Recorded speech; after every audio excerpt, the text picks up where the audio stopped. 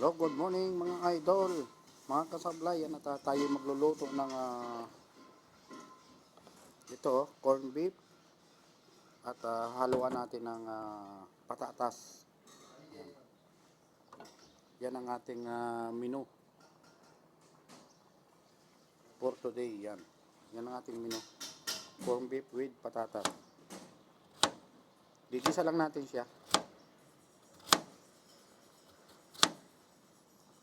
Yan ang aming pagsasalo-saluhang ngayong tanghali.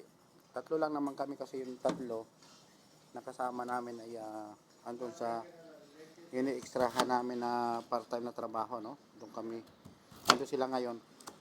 At siguro mga makalawa o sa susunod na mga araw kami naman. Pero kung sila pa rin, wala namang problema kasi magkakasama naman kami. Yun nga lang, siyempre sila may kita, kami wala, kung gano'n ang mangyari, di ba?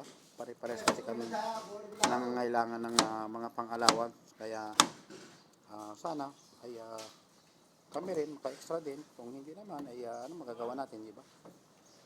Gano'n talaga ang ano.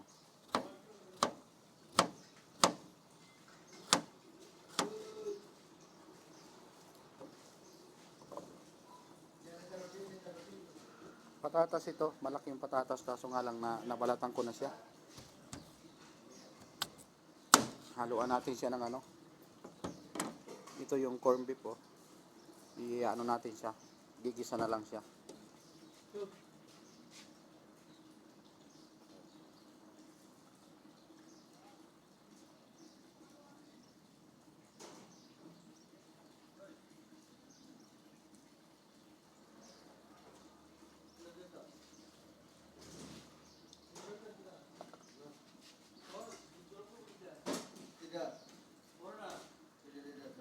Sabi ko dun sa ano, lalapit sana na Bangladesh, sabi ko wag maingay kasi gumagawa ko ng pang content. Umalis naman siya. Mababait naman sila.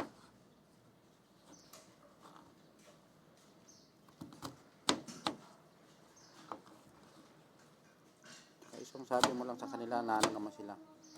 Basta wag mo lang silang ano, babalagbagin ng salita. Naniniwala naman sila pag ano. Laki pala ng hiwa ko ng ano, patatas. Iwa-iwan ko ng kaunti yung patatas kasi masyadong malaki pala, oh.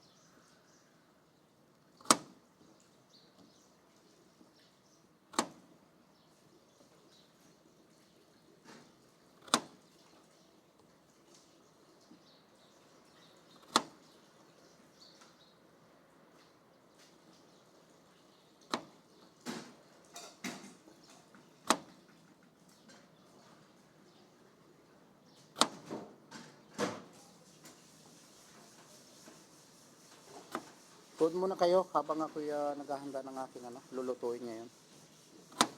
Samahan niyo muna ako habang ako nag-prepare ng aking lulutuin na ginisa na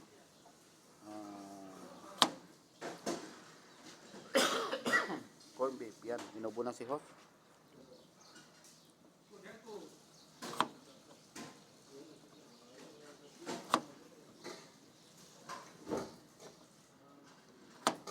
Inubo na si Hof, mga idol, no?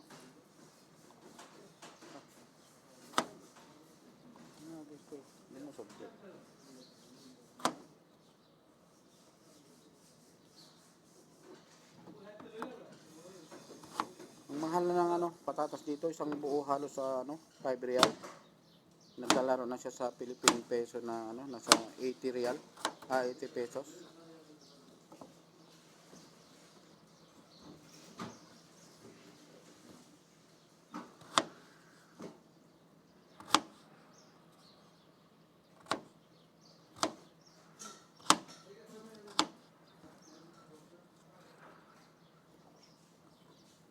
May araw minsan na parang ano tayo yung masigla, may araw na parang ano lang tayo. Siguro sa mga ano, sa mga iniisip natin mga bagay-bagay na.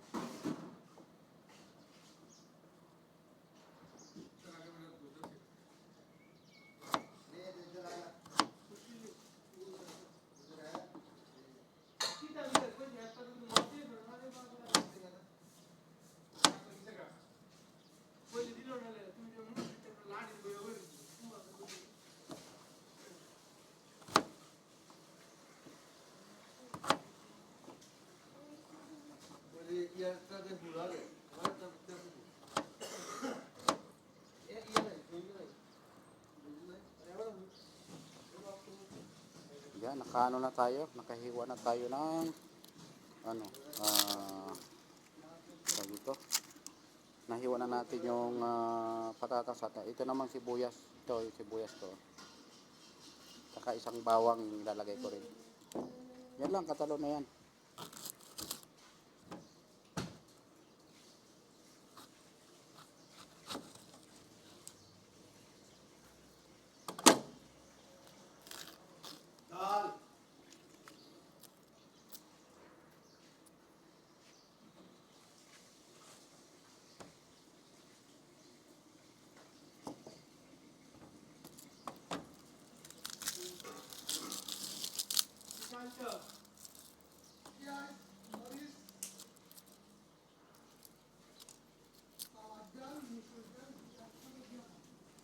Isang bawang, saka isang sibuyas, tatalo na, di ba? Yan lang naman ang mga sangkap dyan sa ginisa. Hindi na kailangan na marami pang mga sangkap kasi ginisa lang naman siya.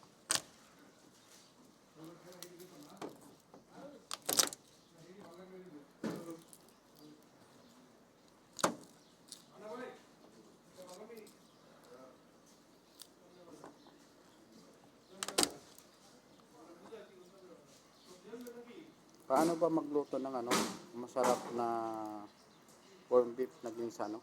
Paano kaya? Kasi ngayon ko palang susubukan na magluto ng ganito. Tagal ko nang di rin masyado nagluluto ng mga ulam, kaya halos minsan talaga ay nakakalimutan na rin natin yung ibang kung ano mga samya, di ba? Kung ano mga ricado, yan. Hindi man pala samya, mga ricado.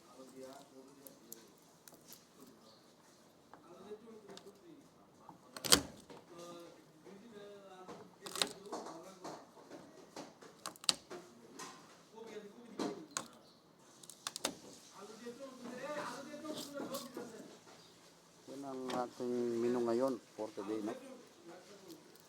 Paano magluto ng ginisang corned beef.